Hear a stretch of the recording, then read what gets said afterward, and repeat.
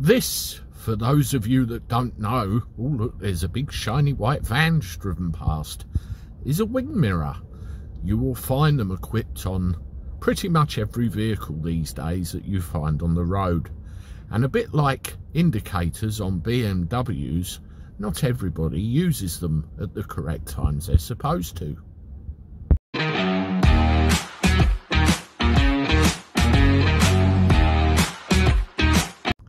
How do everyone, welcome back to the channel for a Thursday. See, I'm getting on a roll today. I think this is video number 4, so I'm back with a vengeance.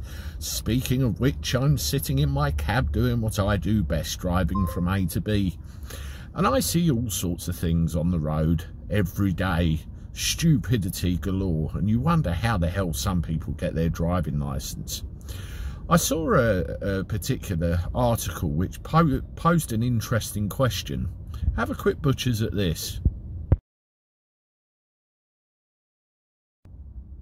Yes, there's a guy by the name of Mr. Foxton was driving his Lotus sports car down the road in an area he claims to know well.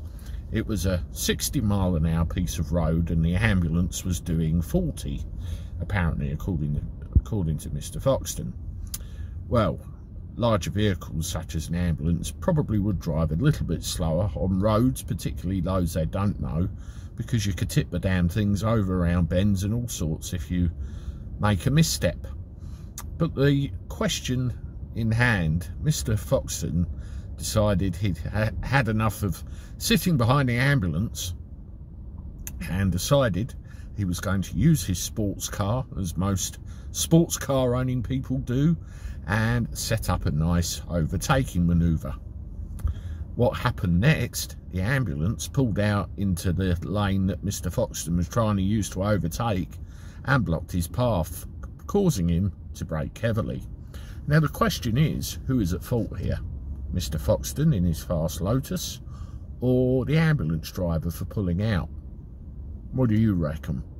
Now, was the ambulance driver blaring his blues and twos at the time? Who knows? But what it looks to me like, straightforward wise, is the ambulance driver pulled out and didn't check the wing mirror or the blind spot or anything else.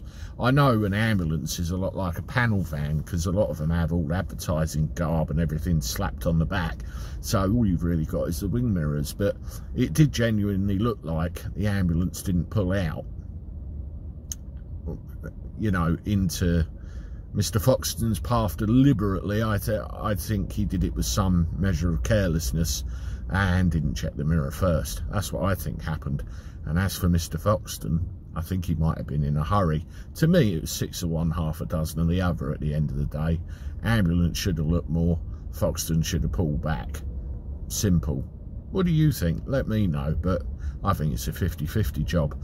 I know that one of the subscribers and followers of this channel is an ex-ambulance worker with many years experience, so maybe they can shed some light on this as well. Hello, I'm talking to you, by the way.